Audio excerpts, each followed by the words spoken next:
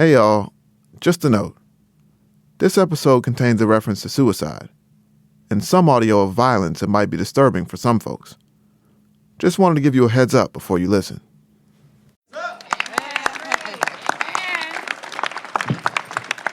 I greet you all in a spirit of peace this morning. I greet you all in 2006, Mayor Ray Nagin gave a speech on Martin Luther King Jr. Day. Lots of people were still evacuated, scattered across the country. Everybody in New Orleans is dispersed over 44 different states. The city was still rebuilding, and Nagin knew that plenty of evacuees were worried about what would happen to their neighborhoods while they were gone, that people with power and money might see an empty city as an opportunity for change. We're debating whether we should open this or close that. We're debating whether property rights should trump everything or not.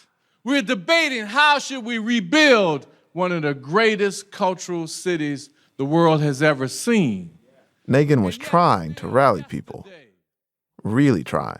We as black people, it's time. It's time for us to come together.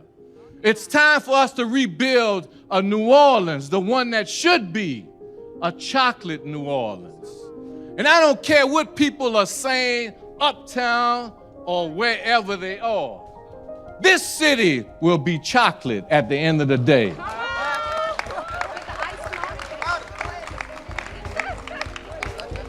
This city will be a majority African American city. It's the way God wants it to be. You can't have New Orleans no other way. It wouldn't be New Orleans. So before I get into too much more trouble. He was promising that the blackest city in America would stay that way, that New Orleans would come back just the way it was. But he was making a promise he wouldn't keep.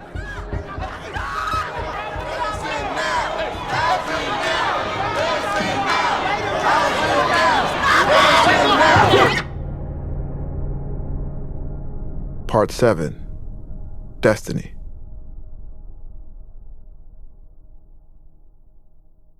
Houston was the worst part. I tell you, I would never go back there, not even a visit. If it was the last place in the United States of America, I live on a boat. Not going back. Not going back to Texas, ever.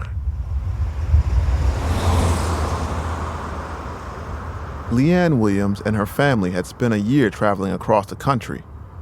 First Lafayette, then Mississippi, then Arizona, then Texas.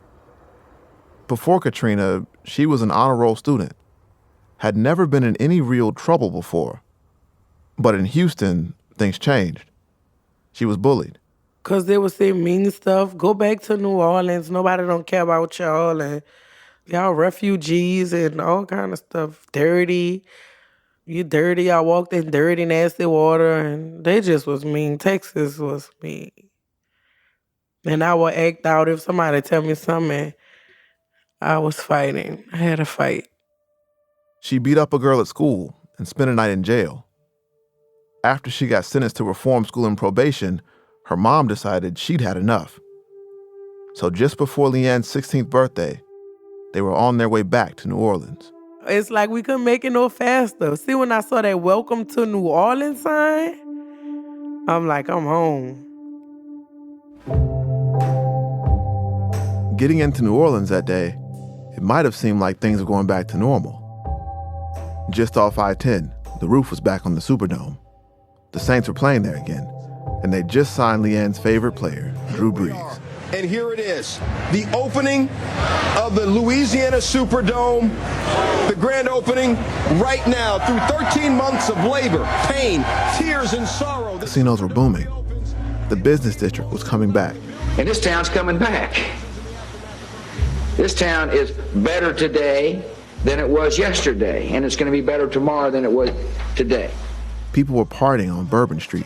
And that is a shot of the French Quarter tonight. It is crowded, tourists visiting, very much alive, that part of the city. And I got to tell you, the French Quarter is cleaner than I have ever seen it in my entire life. They've hired a new company. Before Katrina, Leanne had lived in the Lafitte housing projects with her mom and dad.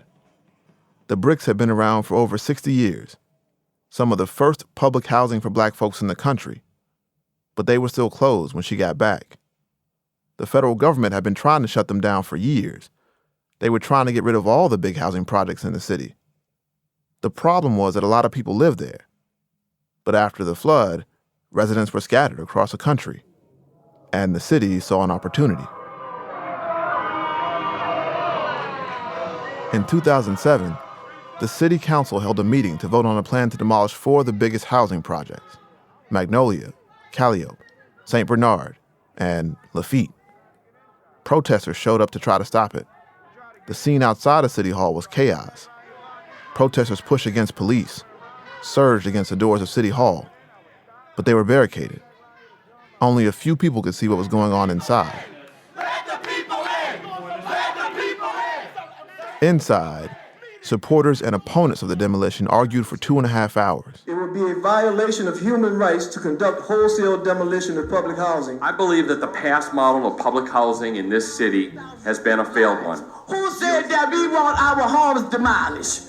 Who said that? The city in the situation by ignoring it have let our public housing developments in ruin and put them. Let me tell you something. You try to take away our homes, our pride, our self-respect, our dignity, but we refuse to let you take it. We're going to continue to fight back. But the arguments in favor of demolishing the projects were winning. The mayor himself had written a letter in favor of demolition. The federal government was promising a lot of money to build new mixed-income units. City officials argued they could beautify the city and find a way to house everyone who'd left. Change is hard, and in New Orleans, it's even harder. Those of us who are sitting here today, we were elected to be fair and to use our own life experiences and love for this city to help guide us in difficult decisions like we have to make. A course which will make New Orleans great again, not only for the few, but for the all. The scene outside the chambers got more and more chaotic. Police pepper sprayed and tasered people in the crowd.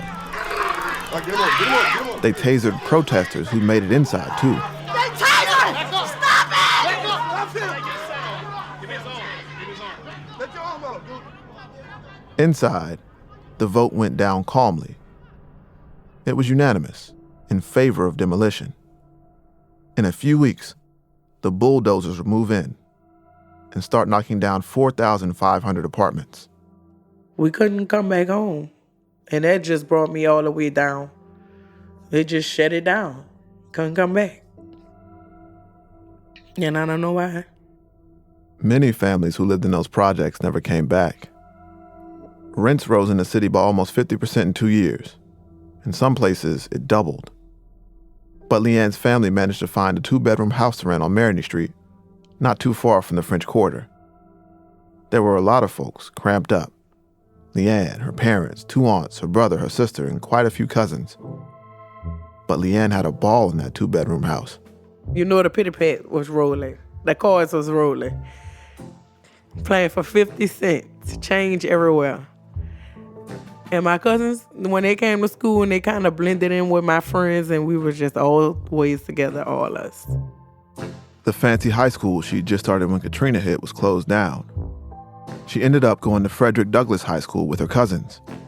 But she says it just wasn't the place that was going to take her where she wanted to go. It's like the teachers didn't really care to teach you that much. It's like if you didn't want to learn, you didn't have to. You had a choice. I could put it like that. You had a choice. If you didn't feel like learning today when you came to school, you didn't have to learn. You could wander the halls if you wanted to. You could walk out the front door if you want to. Pass the security guard right up. She hadn't had time to take the SAT or ACT, and she had no idea how to even apply for college, really. She talked to a local university about going, but her family couldn't get the financial aid paperwork together. College wasn't going to happen.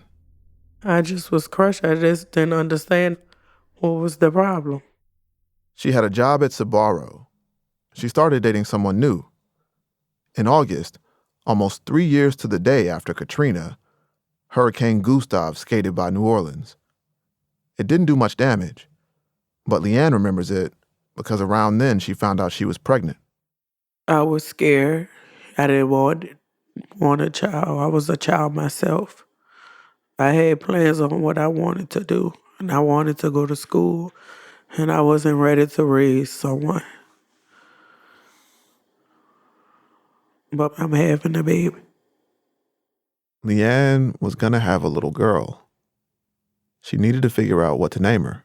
Oh my God, it was a battle. It was so many names, Kia, this and that, and I'm like, Destiny, wow, yeah, that's beautiful. Like, that was my first time hearing the name Destiny. You get chills? Yeah, it just fit for her. Somebody that I never even met, it's like I heard Destiny for the first time. I named my daughter Destiny. Leanne worked hard to save up money for her baby girl. She went to school and held down 2 jobs. But her boyfriend stopped showing up for work, lost his job. And Leanne noticed that he was starting to act strange. He stopped going to work, and he just started acting weird and always lashing out and angry all the time, and he just was a different person. I was with Destiny's father for a minute before I really realized that it's not just me I'm protecting, it's Destiny too. It was hard, but eventually she realized things weren't going to get better. So she decided to leave him. She raised Destiny on her own. She worked 2 jobs. She went to community college. But it was hard to get stability. One day at work, she was accused of stealing money from the safe. She insisted she hadn't done it, but she was prosecuted anyway. She went to trial. They had black folks on the jury. They took all them off. I had like older white folks, like lawyers and stuff like. I'm like, oh my God, I'm going down. I was like, I'm going down. I'm going to jail for something that I didn't do. That was my first time being black and dealing with the law. And so many times I hear, oh, we black, they're doing this to us, I'm black. I actually went through it. It turned out there was videotape of the incident, and it wasn't even her on the tape. She was found not guilty. She didn't go to jail, but the charge itself was punishment. She lost her job. She couldn't pay her rent, so she lost her apartment too. She was gonna have to start over again. And I remember just being so depressed and down and out I tried to take my own life. I was in Covington Mental Hospital for major depression. And they prescribed me Zoloft. I remember that. It was just over 4 years after she'd gotten back to New Orleans. 5 years after Katrina. Like so many other Katrina kids, her life had been disrupted over and over again. They'd been separated from home and family, dealt with violence, homelessness, and PTSD. Leanne left the city as a kid, still excited about the first day of school outfits and booty braids. She came back and was forced to grow up. I just felt alone again in my city where I wanted to be. Alone in my city. Leanne had finally made it home, but it felt like home didn't want her anymore. Maybe it didn't want anybody like her anymore.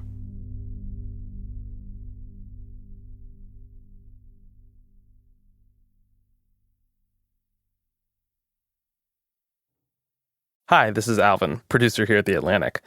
I've been working with Van and editors and other producers and developers and honestly such a long list of people on Floodlines for almost a year. We wanted to make sure that this story got the attention that it deserved. And if you like the way the show turned out and you want to get unlimited access to all of our journalism here at The Atlantic, the best way to do that is to subscribe.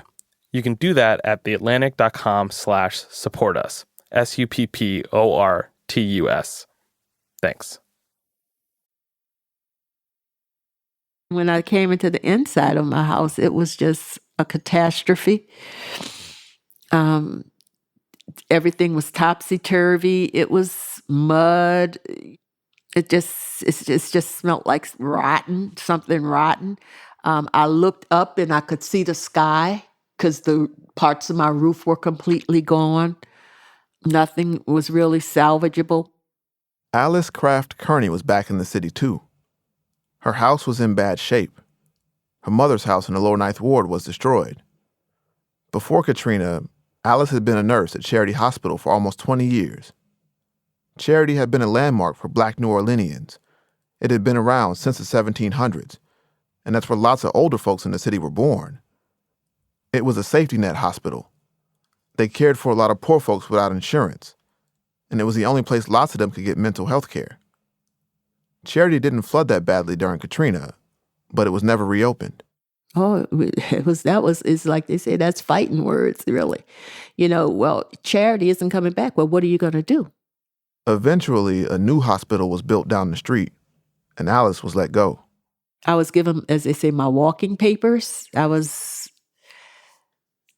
told that after 19 and a half years working at Charity Hospital, my services were no longer needed. Alice spent a lot of time in her brother's house in the Lower Ninth Ward after she got back, trying to figure out what to do next.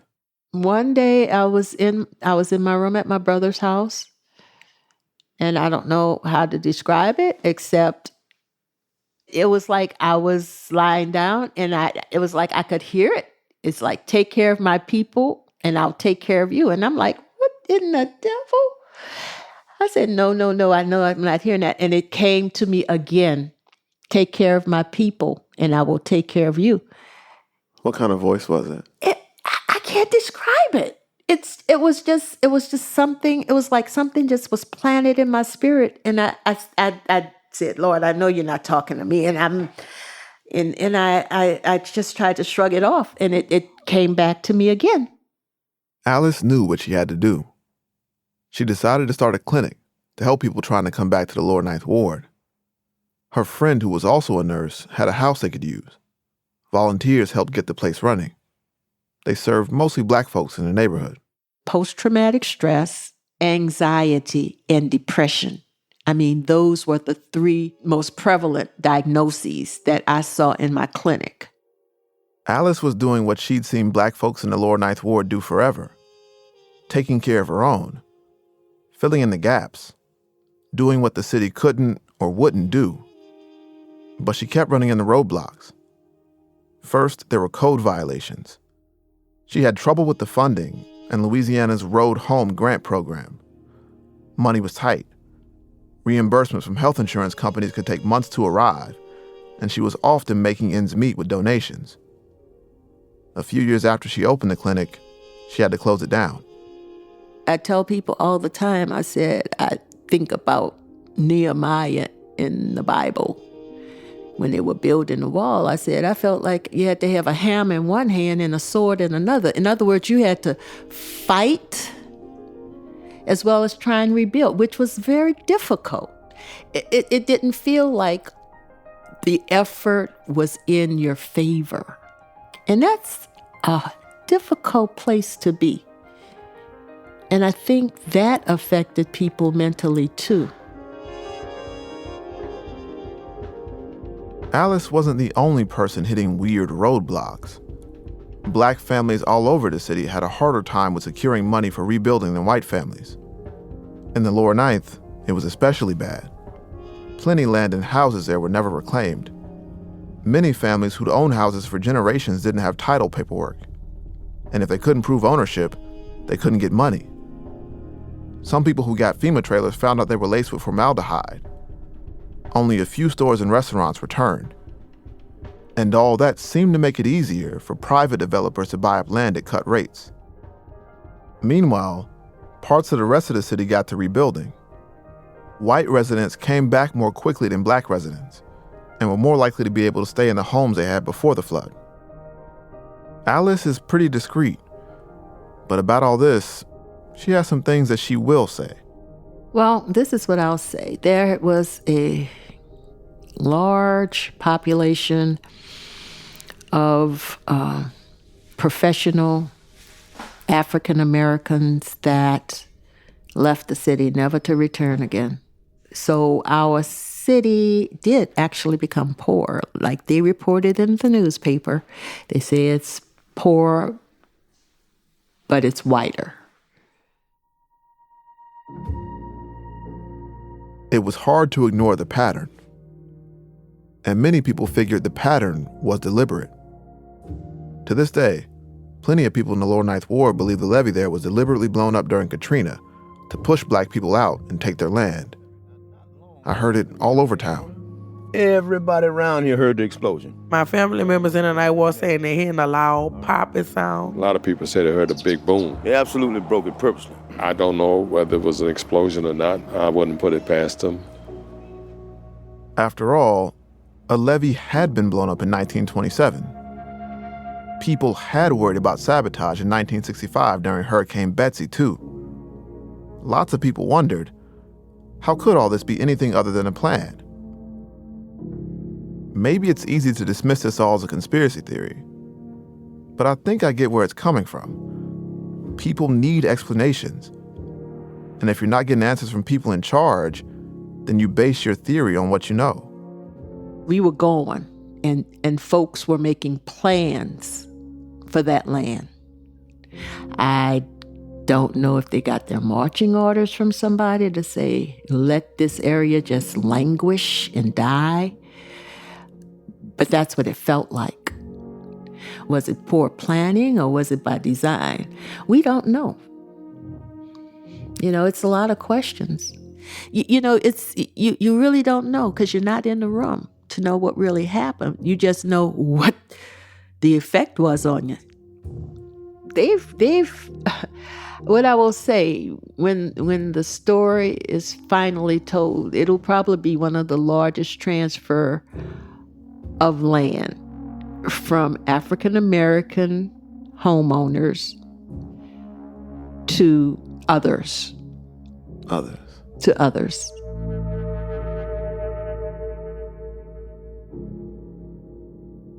Katrina in New Orleans set the dichotomy for a lot of things that people of power thought they wanted to change, that they otherwise would have had holy hell changing. So it gave them an opportunity almost. One up. Fred Johnson never really left New Orleans after Katrina. He stayed behind for weeks in the Hyatt Hotel, running missions for the police and authorities. He got an early start on rebuilding his home in the 7th Ward. It was a double. His mother's old unit was next to his. She died before Katrina, and they'd given away all her clothes and most of her belongings. But there were 2 end tables he'd left sitting on the floor.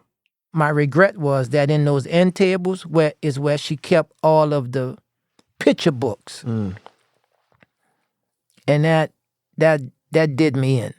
I mean, that really did me in, because by the time I could get to them, there were 40 different colors, you know what I mean? And I think the thing that tore me up the worst was the loss of those photographs.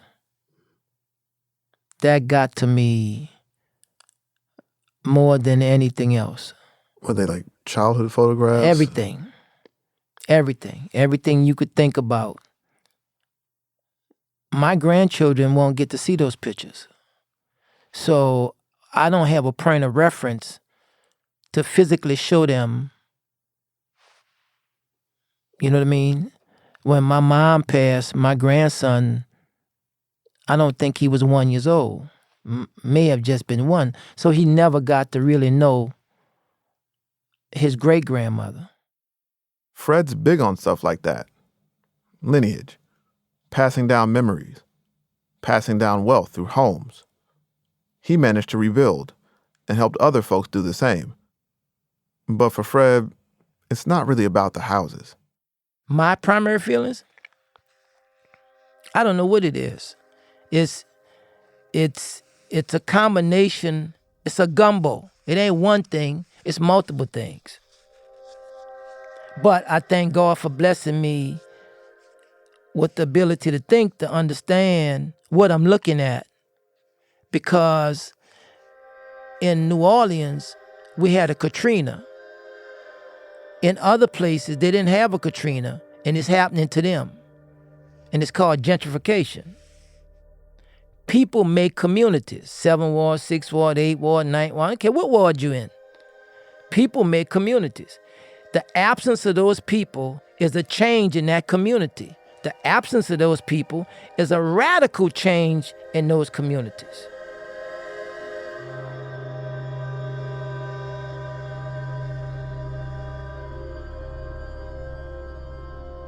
Today, Leanne Williams is a long way from where she grew up. She lives out in the East now. I moved here about 2 months ago. I was staying in Algiers on the West Bank. The apartment was small. They didn't want to fix anything. And I was looking all over to find a house. And the only places they really have is in the East. The black population in Orleans Parish has diminished by almost a third since 2000.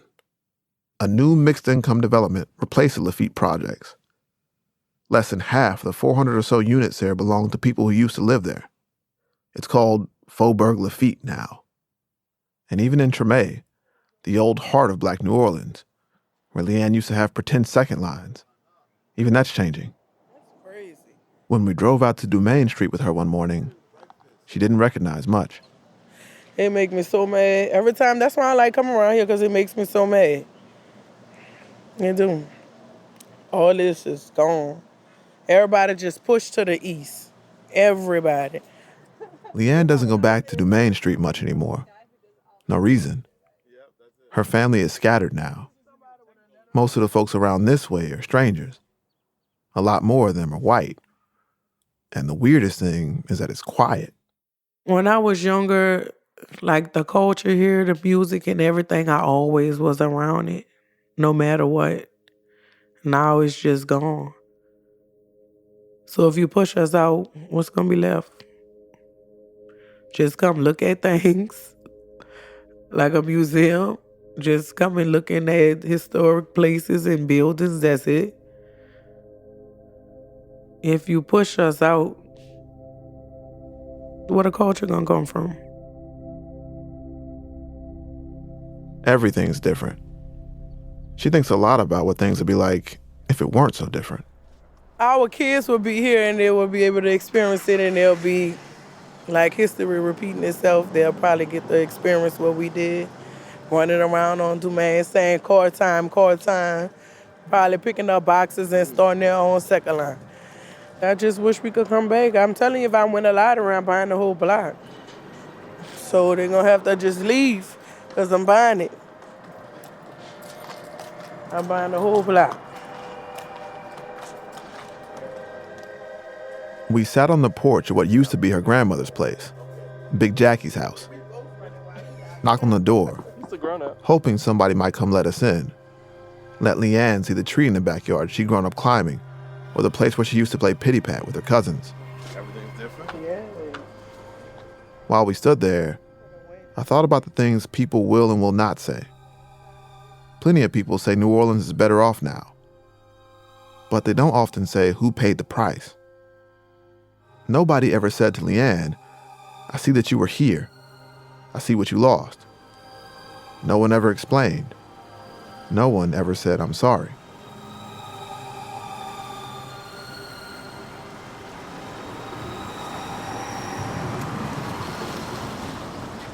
We waited on that porch for a while, but nobody answered.